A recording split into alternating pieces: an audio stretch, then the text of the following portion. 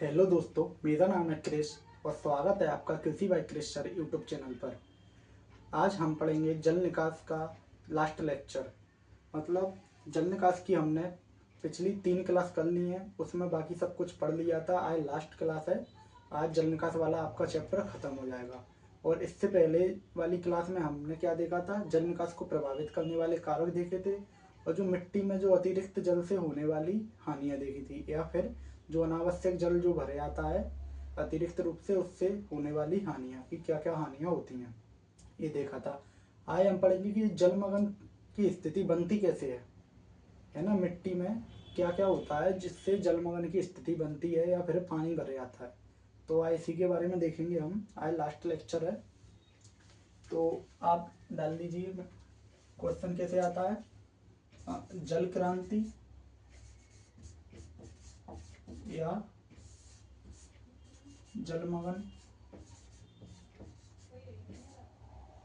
स्थिति के कारण या फिर कारक,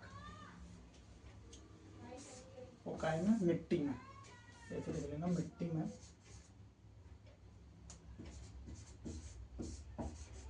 में जल क्रांति के कारण या फिर जलमग्नता की स्थिति के कारण।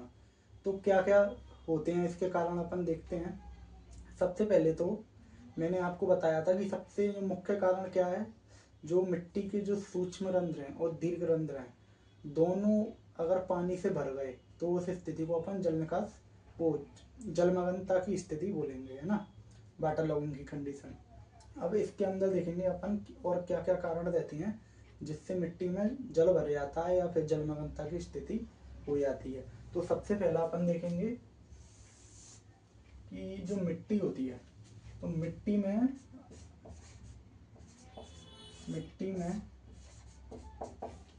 लगातार अधिक सालों तक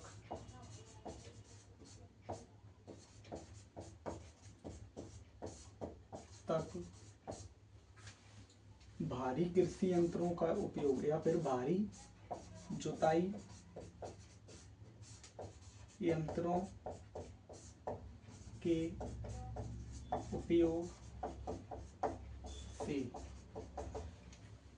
क्या है, मिट्टी में अगर किसी भूमि में अपन किसी खेत में लगातार लगभग 4-5 साल 10 साल तक अगर अपन जो भारी जुताई यंत्र है, जैसे मोल्ड वोल्ड प्लाऊ है ना, और एक और देसी प्लाऊ तो भारी हलों में नहीं आता, मोल्ड वोल्ड प्लाऊ है जो मिट्टी को काटता है, अधिक गहराई तक जाता है।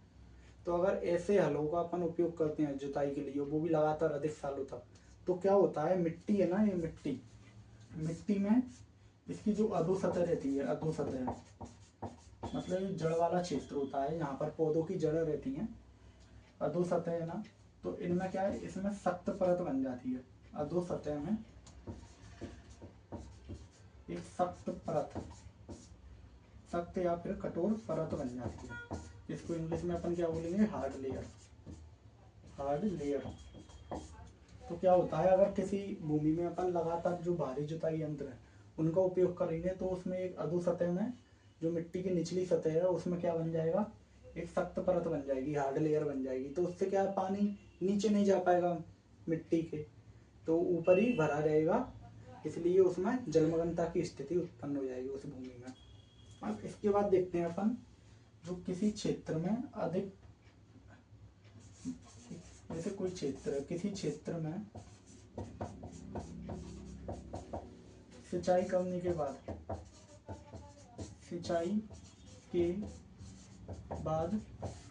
वर्षा हो जाती है, वर्षा होना। अगर कोई क्षेत्र ऐसा है जिसमें अपन ने फसल में अभी सिंचाई की है और उसके तुरंत बाद, जैसे आए मान लो अपन ने शाम को सिंचाई की है और नाइट में पानी बरस रहा है, तो उसमें क्या ओवर हो जाएगा, वाटर, पानी अधिक हो जाएगा मिट्टी में, तो भी जलमग्नता की स्थिति बन जाएगी मिट्टी में।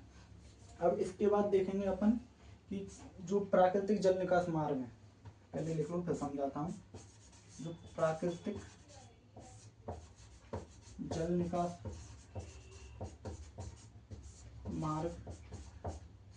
मार्गों का सड़क या फिर सड़क एवं जो रेल मार्ग है, रेल मार्ग दोबारा अवरुद्ध हो जाना। देखो समझो, जो अपने प्राकृतिक जल निकास मार्ग हैं, मतलब अपने आसपास जो नदी हैं, नालियाँ हैं या फिर जो नाले हैं, वहाँ से क्या है अपना जो खेत का जो पानी निकल जाता है जो प्राकृतिक रूप से। तो कभी कभी क्या होता है, जो सड़क वगैरह हैं, जो रेल की पटरियाँ वगैरह हैं, रेल मार्ग हैं, इनकी वजह से भी क्या है, जल निकास मार्ग अवरुद्ध हो जाता है या रुक जाता है। तो प्राकृतिक जल निकास मार्ग है ना, इनकी वजह से रुक जाता है, इसलिए भी जलमग्नता की स्थिति उत्पन्न हो जाती है मिट्टी में। अब देखते हैं इसके बाद अपन, इसके बाद और क्या हो सकता है। जो खेत में चिकनी या फिर काली या फिर भारी मिट्टी का होना, मिट्टी का होना। मैंने आपको बताया था कि जो चिकनी मिट्टी रहती है, चिकनी मिट्टी अपन उसे काली मिट्टी बोल सकते हैं, काली मिट्टी भी चिकनी रहती है, या फिर भारी मिट्टी बोल सकते हैं। जो ज़्यादा चिकनी मिट्टी रहती है, हैवी रहती है, कम्पैक्ट हो जाती है, मतलब चिपक जाते हैं उसके कण, उस मिट्टी को अपन भारी मिट्टी भी बोलते हैं। तो चिकनी मिट्टी क्या है, अपने कणों से बहुत टाइट होकर चिपक जाती है, तो इसमें क्या है, स्पेस नहीं बचता नीचे पानी जाने के लिए, तो इस मिट्टी में पानी नीचे की तरफ नहीं जा पाता और पानी ऊपरी सतह पर ही पानी भर जाता है, तो इससे भी जलमग्नता की स्थिति हो जाती है। अब देखेंगे ऐसे क्षेत्र, ऐसे क्षेत्र जहाँ पर वर्ष भर, ऐसे क्षेत्र जहाँ पर बिना सीजन के या फिर बिना ऋतु के बरसात होना, या फिर ऐसे भी लिख सकते हैं अनावश्यक रूप से बरसात होना, अनावश्यक समय पर बरसात होना,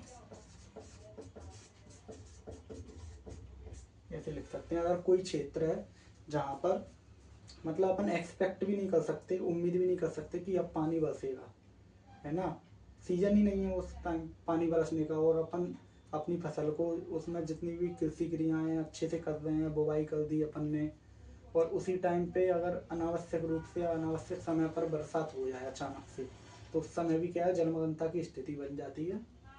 तो ये सब कारण है, तो आप इनको लिख सकते हो या उतार सकते हो, और कुछ नहीं। कुछ पॉइंट, एक और पॉइंट लिख लो इसमें, जो नहर के आसपास वाले क्षेत्र हैं, नहर के पास वाले खेतों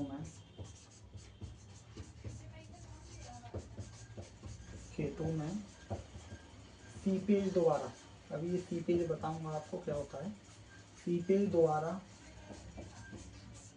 पानी रिसना,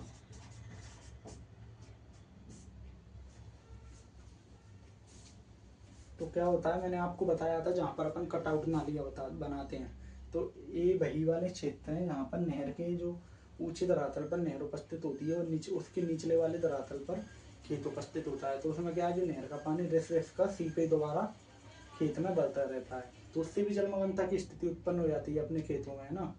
तो इसको, इसका समस्या का समाधान क्या बताया था अपन ने, जो कटआउट नालियाँ बनाते हैं ना, जो नहर और जो खेत के बीच में जो नाली बनाते हैं उसे कटआउट नाली कहते हैं, पढ़ा था अपन ने। तो आप इनको लिख सकते हो, उतार सकते हो, या फिर स्क्रीनशॉट ले लीजिए। मैं इसको साफ करता हूँ ना, आगे बढ़ती हूँ।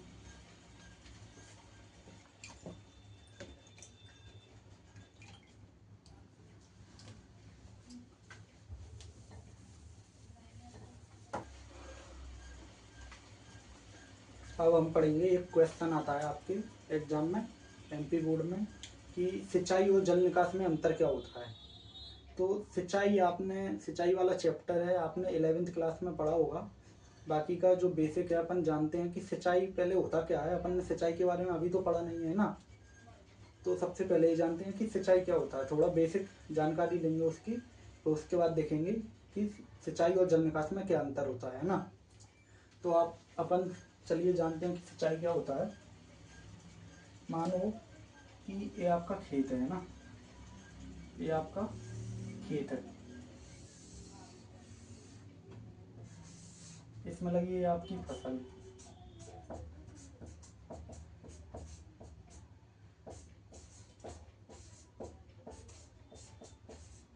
लगी आपकी फसल इसमें। तो अब इस फसल को जो अपनी ग्रोथ के लिए, अपनी वृद्धि एवं विकास के लिए क्या पानी की जरूरत है, पानी की जरूरत पड़ेगी इसको, काहे की पानी की जरूरत है।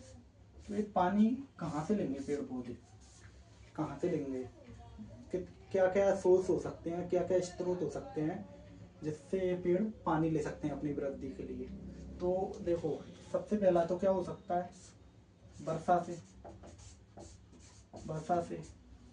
वर्षा से भी ले सकते हैं ना ये पानी। दूसरा स्रोत क्या हो सकता है, जो मृदा में पहले से नमी है, पहले से पानी है उससे ले सकते हैं, मृदा नमी से, है ना। या फिर जो भूमि में सब जो नीचे पानी रहता है, जो वाटर टेबल रहती है, जैसे अपन बोर वगैरह खोदते हैं तो उसमें पानी निकलता है ना नीचे, तो कोई कोई क्षेत्र ऐसे होते हैं जहाँ पर जो वाटर लेवल है थोड़ा ऊपर तक पाया जाता है, तो उसमें क्या है, उससे भी पेड़ अपना ग्रोथ कर लेते हैं, पानी ले लेते हैं।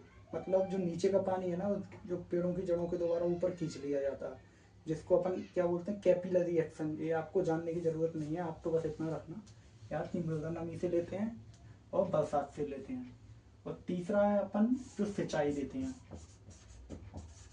तीसरा स्रोत क्या है, सिंचाई से, सिंचाई से पानी लेंगे, सिंचाई जो अपन खेतों में पानी खुद देते हैं उससे लेंगे। तो ये दोनों क्या है, ये बरसात से और जो मृदा नमी है, ये दोनों ना, एक ए और एक ए, जो वर्षा वाला है पानी और ये मृदा नमी में पहले से मिट्टी में जो पहले से उपस्थित है ये पानी, ये ना इसके प्राकृतिक स्रोत हैं, जल के प्राकृतिक स्रोत हैं। या फिर इंग्लिश में वो लिखेंगे कैसे, नेचुरल सोर्सेस,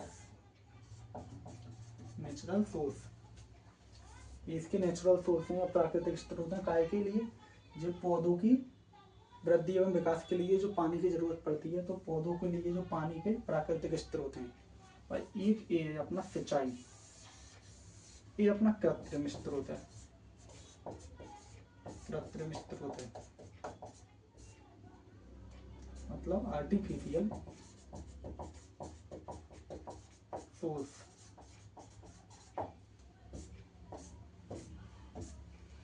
ये हो गया।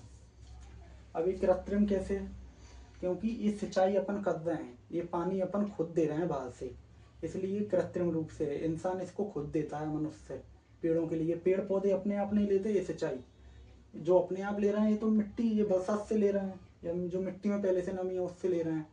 लेकिन ये सिंचाई कर रहे हैं तो अपन खुद करते हैं ना। आप खेतों में पानी लगाने जाते हो तो सिंचाई करने तो जाते हो, तो ये अपन जो इंसान खुद देता है, इसलिए ये सिंचाई है ना कृत्रिम स्रोत है, कृत्रिम रूप से।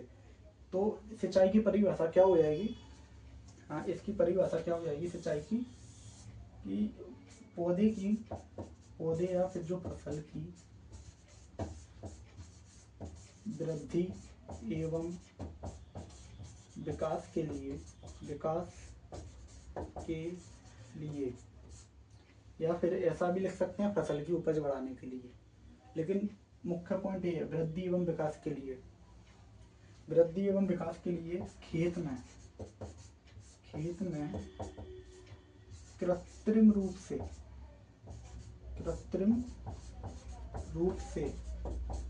पौधे की आवश्यकता अनुसार, पौधों की आवश्यकता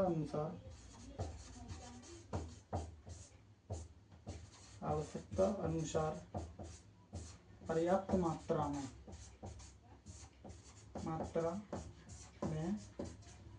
पानी देना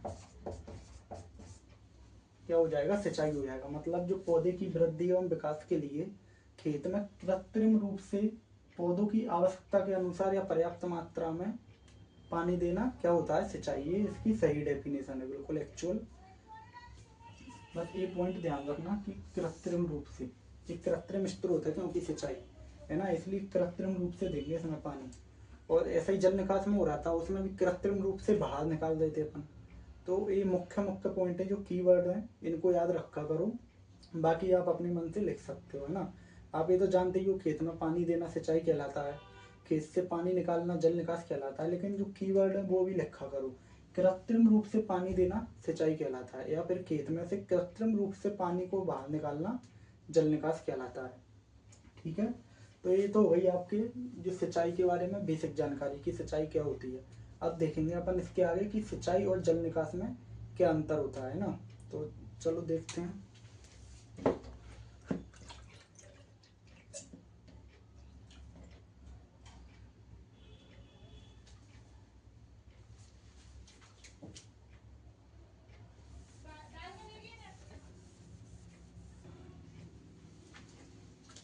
अब हम देखेंगे या पढ़ेंगे कि सिंचाई और जल निकास में क्या अंतर होता है। इससे पहले एक पॉइंट और लिख लीजिए नोट कर कर अपनी नोटबुक में, कि जितना भी जो सिंचाई का अपन पानी देते हैं उसमें से केवल 1% ही पौधे यूज करते हैं अपनी जो क्रियाओं के लिए।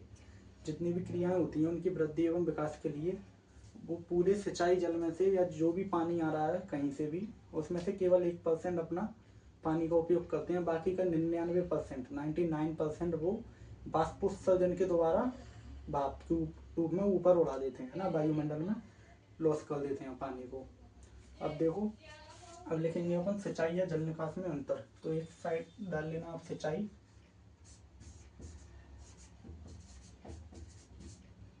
सिंचाई को बोलते हैं इरिगेशन इंग्लिश में भी आप पढ़ा करो, है ना, मेन तक में याद रखा करो कि इंग्लिश में किस चीज को क्या बोलते हैं। और एक साइड लिख लेना जल निकास, इंग्लिश में क्या बोलते हैं इसको, ड्रेनेज, ये आपको पहले बता चुका हूँ, जल निकास।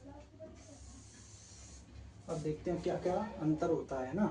तो सिंचाई में सबसे पहली बात तो अपन डेफिनेशन ही लिख सकते हैं, परिभाषा, कि जो कृत्रिम रूप से खेत में पानी देना सिंचाई कहलाता है ना। तो ऐसे लिख सकते हैं, पहला पॉइंट, खेत में कृत्रिम रूप से पानी देना सिंचाई कहलाता है। ठीक है, और जल निकास में अपन क्या लिख सकते हैं कि खेत से कृत्रिम रूप से जल को बाहर निकालना जल निकास कहलाता है। तो इसमें ऐसे लिखेंगे, खेत से कृत्रिम रूप से जल को बाहर निकालना, या फिर अनावश्यक जल को बाहर निकालना, तो ये जल निकास होता है। अब क्या लिख सकते हैं अपन, इसके बाद एक पॉइंट लिख सकते हैं अपन कि जो सिंचाई है, सिंचाई से क्या होता है, भूमि का जल स्तर बढ़ता है। कि सिंचाई से भूमि का जल स्तर क्या होता है, बढ़ता है। जबकि जल निकास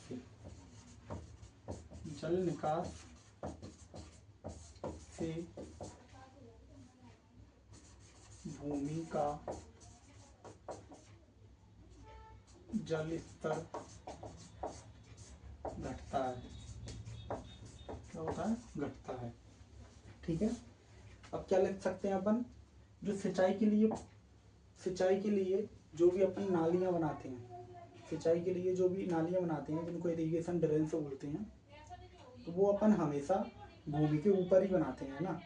नीचे बनाएंगे तो वो अंदर भर जाएगा। अगर जैसे मानो नाली अपन भूमि के नीचे बना रहे हैं खोद के, तो उसमें से पानी देंगे तो नीचे भूमि में भरा रहेगा, जबकि वो नालियों में तो फसल अपन लगा नहीं रहे। इसलिए जो भूमि के ऊपर अपन जैसे मेड़ बनाते हैं थोड़ा ऊंचा एरिया करते हैं उसको, और उस मतलब जो उठे हुए एरिया को, मिट्टी के उठे हुए एरिया को अपन क्या बोलते हैं, मेड़ बोलते हैं। जो नीचे बन गया है, जो घेरा हुआ है, उसको अपन फरो बोलते हैं या फिर कूड़ बोलते हैं। तो मेड़ के ऊपर अपन क्या बनाते हैं, लगाते हैं, फसल लगाते हैं। और जो फरो है, जो कूड़ है, उसमें अपन पानी देते हैं, लेकिन वो है तो भूमि के ऊपर ही ना, है ना, भूमि के ऊपर ही है ना वो तो। तो इसमें क्या है, जो सिंचाई के लिए जो नालियाँ होती हैं वो भूमि के ऊपर बनाते हैं। ऐसा लिखना, सिंचाई नालियाँ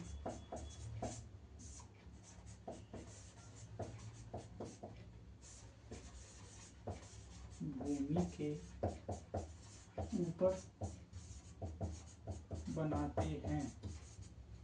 और जल निकास में नालियाँ कहाँ, भूमि के ऊपर भी बनाते हैं अपन और भूमि के नीचे भी बनाते हैं। अपन ने दो तरह से पढ़ा था ना जल निकास, पृष्ठीय जल निकास और भूमिगत जल निकास, जिसमें पृष्ठीय जल निकास में अपन भूमि के ऊपर नाली बना रहे थे और भूमिगत जल निकास में अपन भूमि के नीचे नाली बना रहे थे, पाइप वगैरह पत्थर लकड़ी का उपयोग करके। तो इसमें क्या लिखेंगे, जल निकास नालियाँ, जल निकास नालियाँ भूमि के ऊपर एवं नीचे दोनों तरह बनाते हैं। जल निकास में अपन भूमि के नीचे भी नालियां बनाते हैं और भूमि के ऊपर भी नाली बनाते हैं। अब और क्या लिख सकते हैं अपन, जो सिंचाई का पानी है, सिंचाई का पानी है वो क्या पीने योग्य होता है, साफ पानी होता है। लेकिन जो जल निकास का पानी है उसमें मिट्टी वगैरह मिली रहती है, गंदगी रहती है, तो क्या है पीने योग्य नहीं होता। तो ऐसा लिख सकते हैं, जो सिंचाई का जल है, सिंचाई जल, सिंचाई जल पीने योग्य होता है, पीने योग्य होता है। लेकिन जल निकास का जल निकास का जल पीने योग्य नहीं होता। ठीक है, ये लिख सकते हैं। और क्या क्या लिख सकते हैं अपन, जो सिंचाई जल के साथ है ना, अपन सिंचाई जल से, सिंचाई जल से भूमि या फिर पौधों को, भूमि को पोषक तत्व मिलते हैं, पोषक तत्व मिलते हैं। लेकिन जल निकास में क्या होता है, पोषक तत्व नहीं मिलते। सिंचाई में क्या है, सिंचाई के जो जल में बहुत सारे न्यूट्रिएंट मिले रहते हैं, या फिर अपन दे भी सकते हैं मिला के। जो फर्टिलाइजर है उसको सिंचाई के पानी में घोल देते हैं, उर्वरक को, और सिंचाई के पानी के साथ ही दे देते हैं उसको, तो पेड़ पानी के साथ ही जो उर्वरक है उसका उपयोग कर लेता है। लेकिन जो क्या है जल निकास है, जल निकास में क्या होता है, भूमि को पोषक तत्व मिलते नहीं है, उल्टे उसमें से हानि हो जाती है पोषक तत्वों की, पोषक तत्व बाहर निकल जाते हैं। अगर अपन जल निकास करेंगे तो उसके पानी में जो मिट्टी की ऊपरी सतह में जितने भी पोषक तत्व होंगे वो क्या है पानी के साथ घुलकर ही बाहर निकल जाएंगे। तो क्या लिखेंगे इसमें अपन, जल निकास से भूमि में पोषक तत्वों की हानि होती है, पोषक तत्वों की हानि होती है। ठीक है, इसमें ये लिख सकते हैं अपन। कितने पॉइंट हो गए, 1 2 3 4 5। अब अपन लास्ट पॉइंट क्या लिखेंगे अपन, जल स्तर बढ़ता है, नालियाँ ऊपर बनाते हैं, पीने योग्य पानी होता है, पोषक तत्व मिलते हैं। ऐसा लिख सकते हैं, ये नालियों की, ये सिंचाई नालियाँ हैं। इससे पहले एक चीज और देखो, ये क्या है, अपन जो सिंचाई जल है ना, सिंचाई जल, सिंचाई जल के साथ अगर अपन उर्वरक मिला के दे देते हैं, सिंचाई जल के साथ अगर अपन उर्वरक मिला के दे देते हैं तो उस क्रिया को अपन फर्टिगेशन बोलते हैं ना। सिंचाई जल के साथ उर्वरक देना, कैसे लिख सकते हैं अपन, सिंचाई जल, सिंचाई जल के साथ उर्वरक देना क्या कहलाता है, फर्टिगेशन, फर्टिगेशन। ठीक है, इंग्लिश में अपन क्या बोलते हैं सिंचाई को, इरिगेशन। तो इरिगेशन का ये हुआ गेशन, और उर्वरक को अपन क्या बोलते हैं, फर्टिलाइजर। तो फर्टिलाइजर से क्या ले लिया शब्द, फर्टिलाइजर, तो हुआ अपना फर्टिगेशन। अगर उर्वरक अपन सिंचाई जल के साथ उर्वरक दे रहे हैं तो वो होता है फर्टिगेशन। और ज़्यादातर सबसे ज़्यादा कौन सी विधि में सिंचाई की, ड्रिप इरिगेशन में दिया जाता है, ड्रिप विधि में, ड्रिप या फिर जो बूंद बूंद विधि रहती है सिंचाई की, बूंद बूंद विधि रहती है सिंचाई की, उस विधि में सबसे ज़्यादा सिंचाई के पानी के साथ जो उर्वरक है उनको मिलाकर दिए जाते हैं। और इसी तरह अगर अपन सिंचाई जल के साथ खरपतवार नाशी है या जो शाकनाशी है वो दे दें तो अपन वो क्या कहलाएगा, हर्बिगेशन, है ना, लिख लेना हर्बिगेशन। क्योंकि खरपतवारों को बोलते हैं अपन हर्ब या फिर बीड बोलते हैं, और उनको जो खरपतवारों को नष्ट करने के लिए जो केमिकल यूज किए जाते हैं उनको बोलते हैं अपन इंग्लिश में हर्बिसाइड, या फिर हिंदी में शाकनाशी बोलते हैं, लेकिन इंग्लिश में क्या बोलते हैं उसको, हर्बिसाइड। तो हर्बिसाइड को जल के साथ देना, सिंचाई जल के साथ देना क्या कहलाता है, हर्बिगेशन। ठीक है, इसमें लास्ट पॉइंट ये लिख लेना कि जो सिंचाई की जो नालियों की आवश्यकता है, सिंचाई की नालियों की जो आवश्यकता है वो अपने को वर्ष भर पड़ती है, पूरे साल पड़ती है, क्योंकि पानी देना ही पड़ता है ना, लगभग 15-20 दिन के अंतराल पर। और जब वो पाला पड़ता है ना सर्दियों में गेहूँ वगैरह में, तो आप तब तो डेली पानी देते हो, है ना, क्योंकि पानी पाले से बचाता है फसल को। और इसमें क्या लिख लेंगे, जल निकास की मुख्यतः जल निकास की जरूरत, जल निकास नालियों की जरूरत अपन को कब पड़ती है, बरसात ऋतु में सबसे ज़्यादा पड़ती है, और सिंचाई नालियों की आवश्यकता अपन को वर्ष भर पड़ती है। तो आप ये लिख ले या फिर इसका स्क्रीनशॉट ले लो, उतार लो। अब अपन आगे बढ़ते हैं।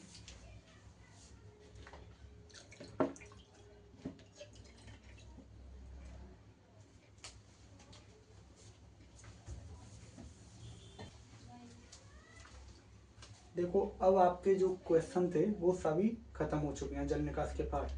फिर भी 2-3 जो परिभाषाएं डेफिनेशन है छोटी छोटी, वो कभी कभी 1 या 2 नंबर में या फिर जो ओटी रहती हैं आपके ऑब्जेक्ट टाइप उसमें क्या है पूछ लेता है। तो जो उनको देखते हैं अपन, देखो सबसे पहले देखेंगे कि जल निकास गुणांक, जल निकास गुणांक ये परिभाषा आती है कि जल निकास गुणांक किसे कहते हैं। इंग्लिश में क्या बोलेंगे इसको, drainage, drainage coefficient, coefficient, drainage coefficient. तो क्या होता है जल निकास गुणांक, देखो अपन कोई क्षेत्र है जिसमें क्या है पानी भरा है, तो उस क्षेत्र से या फिर खेत से क्या है 24 घंटे में आपने कितना जल निकाला है, 24 घंटे में कितने पानी को बाहर किया है। तो 24 घंटे में आपने जितने पानी को बाहर किया है वही क्या कहलाता है, उसका जल निकास गुणांक कहलाता है। तो आप उसको लिखो कैसे, किसी खेत से, किसी खेत से 24 घंटों में निकाला गया जल, या फिर ऐसे लिखना बाहर निकाला गया जल, बाहर निकाला गया जल, या फिर बाहर निकाली गई जल की मात्रा, बाहर निकाले गई जल की मात्रा क्या कहलाती है, जल निकास गुणांक कहलाती है। किसी क्षेत्र से या खेत से आपने 24 घंटे में जितने जल को बाहर निकाला है तो वही उसकी मात्रा क्या कहलाती है, जल निकास गुणांक कहलाती है। अब क्या है, अब आएगा अपना एक डेफिनेशन आती है केसीय जल, केसीय जल, ये आपने 11वीं क्लास में पढ़ा होगा, जिसको अपन कैपिलरी वाटर बोलते हैं, कैपिलरी वाटर। तो मिट्टी में क्या 3 तरह का जल होता है जो आपने पढ़ा होगा 11वीं क्लास में। एक केसीय जल होता है जिसको अपन कैपिलरी वाटर बोलते हैं इंग्लिश में। एक होता है गुरुत्वाकर्षणीय या गुरुत्वीय जल, है ना, एक गुरुत्वीय जल होता है जिसको अपन इंग्लिश में ग्रेविटेशनल वाटर बोलते हैं। और एक होता है हाइग्रोस्कोपिक वाटर, हिंदी में मुझे याद नहीं आ रहा क्या बोलते हैं उसको, लेकिन इंग्लिश में उसको हाइग्रोस्कोपिक वाटर बोलते हैं।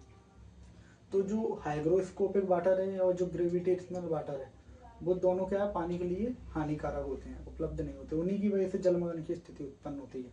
जो खेत में पानी भर जाता है या जलमग्न की स्थिति होती है वो वही पानी रहता है जो रुका हुआ रहता है, ग्रेविटेशनल वाटर या फिर और एक कौन सा, हाइग्रोस्कोपिक वाटर। जो ग्रेविटेशनल वाटर है गुरुत्वीय जल, वो क्या है जो गुरुत्वाकर्षण बल के विरुद्ध रुका हुआ रहता है। गुरुत्वाकर्षण बल कैसे लगता है, ऐसे नीचे नीचे की तरफ गुरुत्वाकर्षण बल लगता है, लेकिन वो क्या जाता नहीं है, जो पानी है वो गुरुत्वाकर्षण बल के साथ जाता नहीं है, उसके विरुद्ध ऊपर ही पानी भरा रहता है, वो भूमि में नीचे नहीं जाता गुरुत्वाकर्षण बल के कारण, उसी के विरुद्ध ऊपर रहता है, वो पानी मिट्टी में भरा रहता है। और उन तीनों में से एक होता है जो केसीय जल, कैपिलरी वाटर। जो मैंने बताया था ना आपको, जो मिट्टी के जो सूक्ष्म रंध्र हैं उसमें जो पतली पतली नलिकाएं होती हैं, ऐसी बिल्कुल बालों के समान, केस के समान या फिर धागे के समान जो पतली पतली नलिकाएं होती हैं, उनमें ये पानी भरा हुआ होता है। तो इसकी परिभाषा कैसे लिखेंगे कि जो मृदा कणों, जो मिट्टी के कणों पर, क्या लिखेंगे इसमें, मिट्टी के कणों पर, मिट्टी के कणों पर पतली झिल्ली के रूप में, पतली झिल्ली के रूप में चिपका हुआ पानी, चिपका हुआ पानी या फिर चिपका हुआ जल। ये जल क्या रहता है, जो मिट्टी के कण होते हैं, जो सूक्ष्म कण होते हैं, उसमें बिल्कुल पतली झिल्ली के रूप में चिपका रहता है। तो वही जल क्या होता है, वही जल केसीय जल या फिर कैपिलरी वाटर होता है। और ये भी क्या, गुरुत्वाकर्षणीय बल के विरुद्ध रहता है। ऐसा लिख लेना, गुरुत्वाकर्षण बल के विरुद्ध। ये जल भी क्या है, गुरुत्वाकर्षण जो बल है उसके विरुद्ध ऊपर ही रहता है, मृदा कणों में चिपका रहता है, लेकिन ये सूक्ष्म रंध्रों में भरा रहता है। जो मैंने गुरुत्वीय जल बताया था आपको, वो भी गुरुत्वाकर्षण बल के विरुद्ध क्या है, ऊपर ही भरा रहता है मिट्टी में, नीचे नहीं जाता। लेकिन वो जो दीर्घ रंध्र हैं उनमें भरा हुआ रहता है वो, तभी तो उसमें ऑक्सीजन की कमी हो जाती है ना, वायु की कमी, क्योंकि दीर्घ रंध्रों में तो अपने को वायु चाहिए होती है अच्छी वृद्धि के लिए। तो और सूक्ष्म रंध्रों में और क्या चाहिए अपने को, जो जल भरा रहता है। तो ये सूक्ष्म रंध्र में ही भरा रहता है ना, गुरुत्वाकर्षण बल के विरुद्ध सूक्ष्म रंध्रों में, सूक्ष्म रंध्रों में, मिट्टी के सूक्ष्म रंध्रों में गुरुत्वाकर्षण बल के विरुद्ध मिट्टी के कणों पर जो पतली झिल्ली के रूप में जो जल चिपका हुआ रहता है, उसी को अपन क्या बोलते हैं, कैपिलरी वाटर या फिर केसीय जल बोलते हैं। ठीक है, अब देखो, अब आती हैं अपनी परिभाषाएं जो मुख्य है। एक है निक्षालन, जिसको अपन बोलते हैं लीचिंग इंग्लिश में याद रखना है इनको, हिंदी में रखो या ना रखो, इंग्लिश में ऐसे ही पूछता है। इंग्लिश हिंदी में इंग्लिश के वर्ड लिख के वो पूछता है। एक होती है निक्षालन और एक होती है अपनी क्या, अपसरण। अपसरण, इसको ही अपन सीपेज बोलते हैं। अभी जो नहरों से जो पानी जा रहा था ना खेतों में, वो इसी क्रिया के द्वारा जा रहा था, सीपेज के द्वारा। और एक होता है घुसपैठ, जिसको अपन क्या बोलते हैं, इनफिल्ट्रेशन।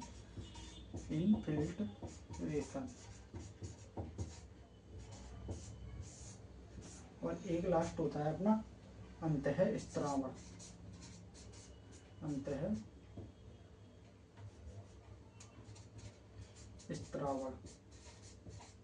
इसको इंग्लिश में क्या बोलते हैं अपन, परकोलेशन। इंग्लिश नाम याद रखना, बार बार बोलना है ना। इनको बोलते हैं परकोलेशन। अब ये 4 परिभाषा आती हैं 2-2 नंबर में, तो अपन देखेंगे क्या होगा। तो निक्षालन में क्या होता है, लीचिंग में ना, जो मिट्टी का जो जल है, मिट्टी में से ना जल है, जल और जल के साथ साथ ही पोषक तत्व, जल के साथ साथ पोषक तत्व, जल और जल के साथ साथ पोषक तत्व दोनों मिट्टी की निचली सतह में चले जाते हैं, दोनों मिट्टी की निचली सतह में चले जाते हैं।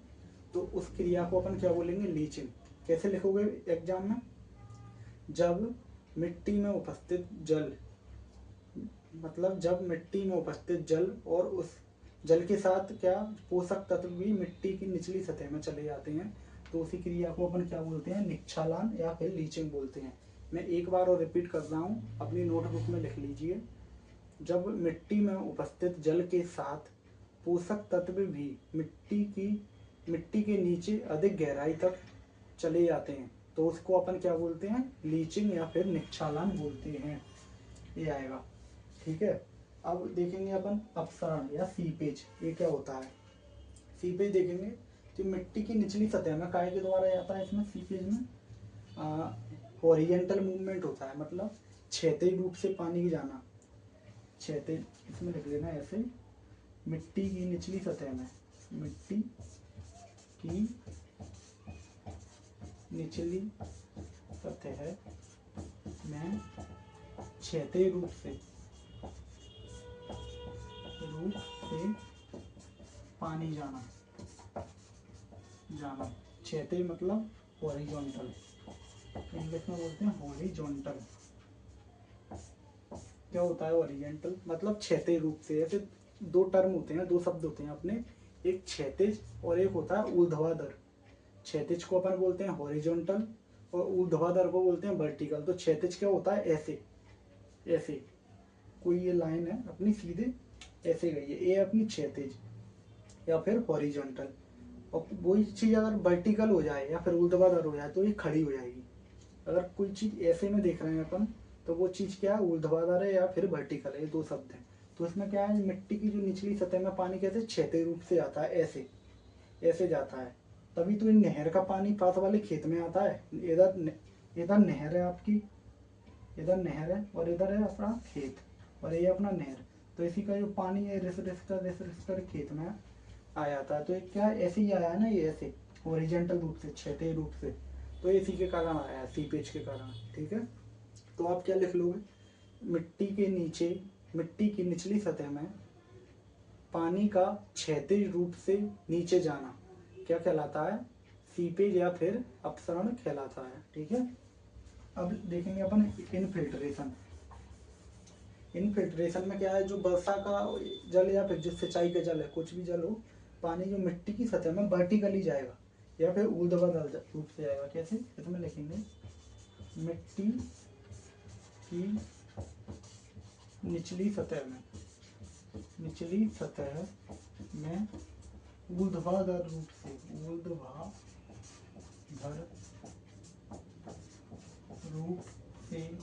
पानी जाना।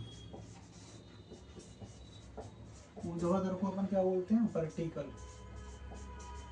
ये इंग्लिश में याद रखा करो, डायरेक्ट ऐसे ही पूछता है और आपको आगे भी ये काम देंगे जब आप MPPAT की तैयारी करोगे और जब कॉलेज में जाओगे BSc एग्रीकल्चर के लिए, तब इंग्लिश में ही ज़्यादातर चीज़ें अपने को पढ़ना पड़ती हैं और लिखना पड़ती हैं। ठीक है, तो वर्टिकल या ऊर्ध्वाधर रूप से कैसे जाएगा? जो मिट्टी है, मिट्टी की निचली सतह में पानी ऐसे जाएगा, ऐसे वर्टिकली नीचे बिल्कुल। और इसमें कैसे जा रहा था? हॉरिजॉन्टली में ऐसे जा रहा था पानी। तो हॉरिजॉन्टल मोशन होगा पानी का मिट्टी के नीचे, तो क्या होगा? वो अपना सीपेज होगा। और वर्टिकल मोशन होगा पानी के नीचे, तो वो क्या होगा? अपना ये इनफिल्ट्रेशन या फिर घुसपैठ होगा। तो इसको कैसे लिखेंगे अपन? मिट्टी की निचली सतह में, इनफिल्ट्रेशन बता रहा हूँ मैं आपको, है ना, मिट्टी की निचली सतह में ऊर्ध्वाधर रूप से या फिर वर्टिकली रूप से पानी का नीचे चला जाना, पानी के नीचे चले जाना क्या कहलाता है? इनफिल्ट्रेशन या फिर घुसपैठ कहलाता है। अब आता है अपना अंतःस्त्रावण, मतलब परकुलेशन। अंतःस्त्रावण, अंतः मतलब बिल्कुल अंत में, सबसे नीचे पानी जाएगा इसमें बिल्कुल। जो आपने 11th क्लास में पढ़ी होगी मिट्टी वाले चैप्टर में, मृदा विज्ञान में, सोइल प्रोफाइल, या उसको बोलते हैं मृदा परिच्छेदिका। मृदा परिच्छेदिका पहले आप इसको लिखो। इसमें जो वर्षा का जल है, इसमें जो पानी है ना, ये जल, वर्षा का जल भी हो सकता है, सिंचाई का जल भी हो सकता है, कोई भी हो सकता है। इसमें जो जल है मिट्टी की या फिर मृदा परिच्छेदिका में चला जाता है। मृदा परिच्छेदिका, इंग्लिश में क्या बोलेंगे इसको? Soil profile. सोइल प्रोफाइल या फिर मृदा परिच्छेदिका में जल क्या है? अधिक गहराई तक नीचे चला जाता है। तो इसमें क्या लिखेंगे? जब बरसात या फिर सिंचाई का जल मृदा परिच्छेदिका या फिर सोइल प्रोफाइल में अधिक गहराई तक नीचे चला जाता है, तो उसको क्या बोलेंगे अपन? परकुलेशन या फिर अंतःस्त्रावण। अब आप सोचोगे कि सर इसमें भी वर्टिकली जा रहा था या ऊर्ध्वाधर रूप से पानी जा रहा था, और इसमें भी ऊर्ध्वाधर रूप से पानी जा रहा था।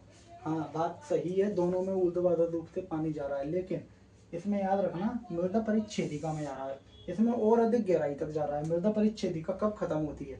जब बिल्कुल नीचे जो चट्टानें आ जाती हैं, आपने मृदा परिच्छेदिका पढ़ा हुआ है, ऐसे ओरिजिन बने रहते हैं, ए ओरिजिन, बी ओरिजिन, सी ओरिजिन, फिर आर ओरिजिन।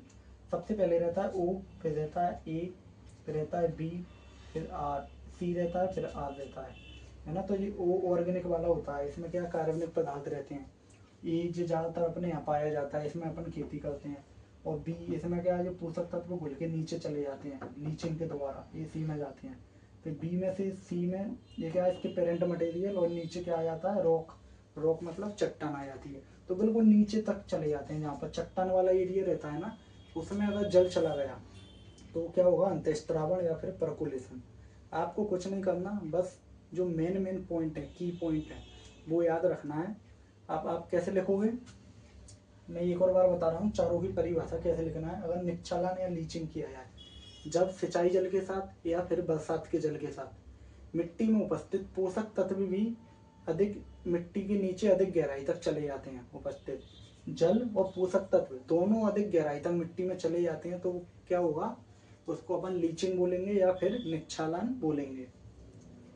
ठीक है, ये 2 पॉइंट याद रखना है इसमें, जल और पोषक तत्व दोनों साथ में जाते हैं तो लीचिंग होगा। अब देखेंगे सीपेज। सीपेज में अपने को बस ये पॉइंट याद रखना है, क्षैतिज रूप से पानी गति करता है, क्षैतिज या फिर हॉरिजॉन्टल रूप से। कैसे, क्षैतिज रूप से या फिर हॉरिजॉन्टल रूप से पानी इसमें गति करता है। इसको इंग्लिश में क्या बोलते हैं, horizontal motion of water, it's called क्या, सीपेज। तो इसको कैसे लिखेंगे, जब बरसात का जल या फिर सिंचाई का जल, कोई भी हो, बरसात का जल या फिर सिंचाई का जल मिट्टी की निचली सतह में क्षैतिज रूप से जाता है या फिर ओरिजेंटली रूप से जाता है, तो उसको अपन क्या बोलेंगे, अपसरण या फिर सीपेज बोलेंगे। नहर का पानी खेतों में इसी क्रिया द्वारा अंदर आता है। जब नहर के आसपास वाले क्षेत्रों में जलमग्न की उपस्थिति उत्पन्न होती है, तो वो इसी सीपेज के कारण होती है। इस क्षैतिज रूप से गति करता है पानी, तभी खेत में आता है। ठीक है, अब देखेंगे इनफिल्ट्रेशन। इसको कैसे लिखना है, जब सिंचाई का जल या फिर बरसात का जल मिट्टी की निचली सतह में, काहे की मिट्टी की निचली सतह में ऊर्ध्वाधर रूप से या फिर वर्टिकल रूप से नीचे जाता है, तो उस क्रिया को अपन क्या बोलेंगे, इनफिल्ट्रेशन बोलेंगे या फिर घुसपैठ बोलेंगे। इंग्लिश में याद रखना, इंग्लिश में इसके नाम पूछते हैं। ठीक है, अब लास्ट अपनी अंतःस्त्रावण या परकोलेशन। इसमें बस एक कीवर्ड ये याद रखना है, मृदा परिच्छेदिका। जब बरसात का जल या फिर सिंचाई का जल मिट्टी में अधिक गहराई तक मृदा परिच्छेदिका में चला जाता है या फिर सोइल प्रोफाइल में चला जाता है, तो उस क्रिया को अपन क्या बोलेंगे, परकोलेशन बोलेंगे। ठीक है, तो आप उतार लो, ये अपनी लास्ट क्लास थी। आज आपका जल निकास पूरा खत्म हो गया है, जल निकास वाला चैप्टर बिल्कुल खत्म हो गया है। तो आप इनको नोट करते रहा करो और बढ़िया अपने नोट्स बनाया करो।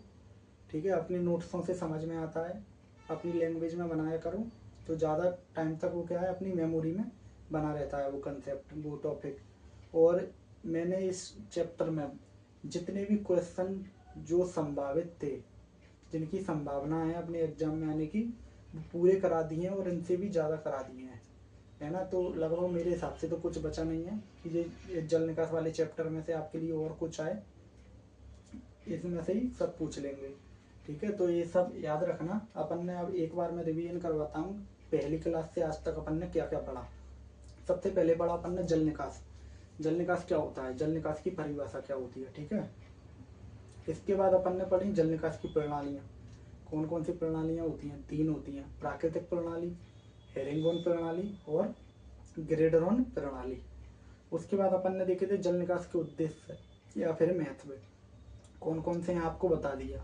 और क्वेश्चन जैसे आ जाए वो कैसे लिखना है वो भी मैंने बता दिया। अगर जल निकास के उद्देश्य पूछ ले, जल निकास की आवश्यकता क्यों पड़ती है ये पूछ ले, जल निकास के लाभ पूछ ले, या फिर जल निकास के महत्व पूछ ले, पॉइंट वही है, बस आपको लिखने का तरीका आना चाहिए जो मैंने आपको बता दिया। दूसरी क्लास में अपन ने क्या पढ़ा था, जल निकास के प्रकार। जल निकास के कितने प्रकार होते हैं, या फिर जल निकास की विधियाँ, कौन कौन सी विधियाँ होती हैं जल निकास की। 2 तरह की विधियाँ बताई थी मैंने, पृष्ठीय जल निकास और एक है भूमिगत जल निकास। पृष्ठीय जल निकास में 4 प्रकार थे, कौन कौन सी नालियाँ बना रहे थे अपन, स्थायी जल निकास नालियाँ, अस्थायी जल निकास नालियाँ, कटआउट नालियाँ और एक समतल भूमि में मेड़ बनाकर, ये 4 विधि थी। फिर अपनी भूमिगत जल निकास है, उसमें कितनी तरह की नालियाँ पड़ी थी अपन ने? 5 तरह की। कौन कौन सी? एक खपरेल ड्रेन्स या टाइल ड्रेन्स, ठीक है, जिसमें अपन चिकनी मिट्टी या सीमेंट कंक्रीट का उपयोग कर रहे थे। एक पोल ड्रेन्स, जिसमें अपन लकड़ी का उपयोग करके नाली बना रहे थे। एक पाइप ड्रेन्स, जिसमें अपन पाइप का उपयोग करके भूमि में गाड़ रहे थे, पाइप को नीचे लाइन डाल रहे थे, उससे जल निकास होता था। इसके बाद अपन ने स्टोन ड्रेन्स, जिसमें पत्थर से अपन नालियाँ बना रहे थे, पत्थर या ईंट का उपयोग करके। फिर लास्ट थी अपनी मूल ड्रेन्स, जिसमें अपन क्या है, एक विशेष प्रकार का हल होता है, मूल हल या फिर मूल प्लाऊ, उसका उपयोग करके अपन जल निकास नालियाँ बना रहे थे। अब अपन तीसरी क्लास में अपन ने क्या पढ़ा था कि जो जल निकास है उनको प्रभावित करने वाले कौन कौन से कारक हैं, कौन कौन से कारक हैं जो जल निकास को प्रभावित करते हैं और ये निर्धारित करते हैं कि किस तरह से अपन को जल निकास करना चाहिए, किस प्रकार की नालियाँ बनानी चाहिए, ये देखे थे। और इसके बाद एक और क्वेश्चन देखा था अपन ने कि जल निकास, वो जल क्रांति से या जलमग्नता की स्थिति से, या फिर अतिरिक्त जल से, या फिर अनावश्यक जल से, कुछ भी आ सकता है क्वेश्चन, इनसे क्या हानि हो रही थी, तो ये हानियाँ देखी थी अपन ने। इसके बाद आए जो लास्ट क्लास है, इसमें अपन ने क्या देखा है, सिंचाई और जल निकास में अंतर देखा है, थोड़ा बहुत सिंचाई के बारे में पढ़ा, और जलमग्न की स्थिति कैसे बनती है या जल क्रांति की स्थिति कैसे बनती है, ये देखा अपन ने, ठीक है। और ये लास्ट में परिभाषाएं देखी जो 1 नंबर या 2 नंबर में आपसे पूछता है। तो बाकी सब कुछ खत्म हो गया है, अब कुछ नहीं बचा इस चैप्टर में। अब अपन नेक्स्ट क्लास में इसका सेकंड जो चैप्टर है उसको अपन देखेंगे, ठीक है। तो ये यहीं तक था। और आपको अगर समझ में आया करे, अगर समझ में आता है और अच्छा लगता है मेरा कंटेंट, तो वीडियो को लाइक किया करो, शेयर किया करो अपने दोस्तों को, जिससे कि सबको पता चले और इसका लाभ सब लोग ले पाएँ, ठीक है।